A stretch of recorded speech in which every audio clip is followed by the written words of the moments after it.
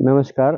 मी वृत्त निवेदक Vilas Ghargaonkar, police crime news channel आणि उज्ज्वल भारत न्यूज चॅनलच्या माध्यमातून जसं आज संपूर्ण महाराष्ट्रामध्ये बीड जिल्हा आणि परभणी जिल्हा या खुनाच्या दिवसाढवळ्या खून करून एक भयानकपणे हिंस्र खुनाच्या केसेस खाली गाजत असतानाच मग तो प्रश्न कदाचित हिवाळी अधिवेशन मुंबई असेल, नागपूर असेल किंवा लोकसभेमध्ये असेल, परंतु तिकडं बीड आणि परभणी जिल्हा गाजत असतानाच आपला लातूर जिल्हाही काही कमी नाही. अशा प्रकारचा लातूर जिल्ह्यातही परवाच जिल्हा परिषद शाळेमध्ये एक नरसिंगे नावाच्या शिक्षकानं मुलीवरती विनयभंग केला म्हणून त्या ठिकाणी त्या शिक्षकावर देखील पॉक्सो अंतर्गत गुन्हा दाखल झालेला आहे. आणि तशाच प्रकारचं कालच्या 8 दिवसाखाली लातूर शहरातील मध्यवर्ती ठिकाणी असलेली सरस्वती विद्यालय या ठिकाणी गणिताचं पेपर सोपा करून काहीतरी मार्ग काढूया म्हणून एका मुलीवर त्या ठिकाणी देखील एका शिक्षकाने विनयभंग केलेला आणि त्याच्यावर देखील पॉक्सो अंतर्गत गुन्हा दाखल केलेला आहे. आज रोजी दोन्ही शिक्षक नांदगावच्या जेलमध्ये आहेत.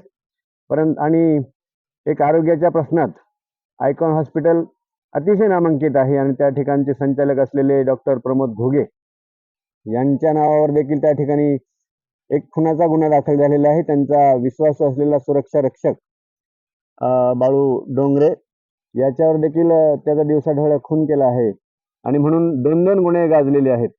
परंतु या ठिकाणी जे जिल्हा अधिकारी माननीय वर्षा ठाकूर घोगे ह्या आधी अतिशय नियमित आणि प्रखरतेने एकदम कायद्याचं बोट ठेवून लातूरमध्ये शिस्त आणि शास्त्रता संपत्ती ह्याचा शिस्तीचा पालन करणाऱ्या जिल्हा अधिकारी आहेत.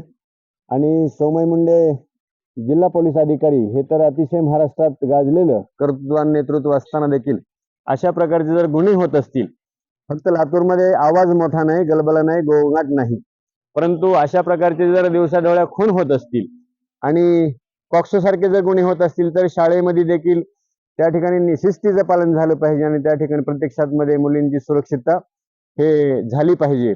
आणि सुरक्षितता वाढण्यासाठी जसं की शिक्षणाचं हब असलेलं उद्योग भवन ज्या ठिकाणी क्लासेसच्या मुलांचं गोंधळ असतो, गर्दी असते, परंतु तिथे देखील शिस्त लागली पाहिजे आणि सीसीटीव्ही कॅमेऱ्याची गर्दी झाली पाहिजे. नाही तर त्या ठिकाणी देखील असे प्रकरण भविष्यात होण्याची शक्यता आहे. म्हणून आम्ही जिल्हा परिषद व गाजलेले आणि प्रखर शिस्तीचे असलेले जिल्हा पोलीस अधीक्षक विनयजी सोमयजी मुंडे साहेब यांच्या माध्यमातून लातूरची शिस्त आणि लातूरमध्ये भाईचारा हे चांगल्या प्रकारचा राहावा. परवाच परभणीमध्ये सोमनाथ सूर्यवंशी यांचा खून तिथे देखील पोलीस कस्टडीमध्ये खून झालेला आहे आणि त्याचा काल रिपोर्ट आलेला आहे औरंगाबादहून शव चिन्हाचा. आणि पोलिसांनी मात्र परभणीतल्या स्थानिक पोलिसांचा अहवाल होता की त्याला अटॅक येऊन सोमनाथ सूर्यवंशीचा मृत्यू झालेला आहे. परंतु प्रत्यक्षात औरंगाबाद पोलीस सिव्हिल हॉस्पिटलचा जो PM रिपोर्ट आलेला आहे त्या रिपोर्टमध्ये त्या सोमनाथ सूर्यवंशीचा मृत्यू हा पोलिसाच्या मारहाणीमुळे झालेला आहे अशा प्रकारचा आलेला आहे. म्हणून अशा प्रकारची शिस्त बिघडत आहे की विभागीय पोलीस अधिकारी अतिशय चांगल्या शिस्तीचे आहेत आणि जे 2 नंबरचे धंदे आहेत त्याच्यावर पायबंदी घालण्यासाठी शिस्त दिसत आहे. परंतु अशा प्रकारचे दिवसाढवळ्या जर खून होत असतील आणि पोलीस यंत्रणा सैराट सोडून जर समजा सर्वसामान्यांचा जीव घेत असतील तर याच्यावर नियंत्रण देखील झालं पाहिजे. आता उद्या मला वाटतं उद्याच्या तारखेत महाराष्ट्राच्या विधानसभेमध्ये हा प्रश्न घेत आहेत आणि परभणीचा व बीडचा मुद्दा त्या ठिकाणी घेऊन त्याच्यावर दिवसभराचं चर्चासत्र ठेवलेलं आहे. परंतु सर्वसामान्यांचा जीव आणि शिक्षणासाठी विद्यार्थी बाहेर पडत असताना विद्यार्थ्यांची देखील सुरक्षितता हा प्राधान्यानं मुद्दा त्या ठिकाणी घ्यावा.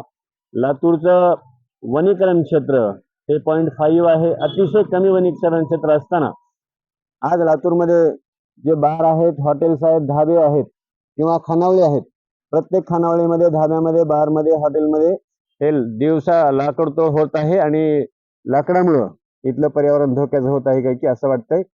आणि एवढंच या ठिकाणी जाहीर करून आपल्या या लोकप्रिय चॅनलला घराघरात पोहोचून लाईक करा, शेअर करा, सबस्क्राईब करा असं विनंती करतो. आपला या ठिकाणी वृत्त निवेदक विलास घारगावकर या ठिकाणी थांबतो. नमस्कार.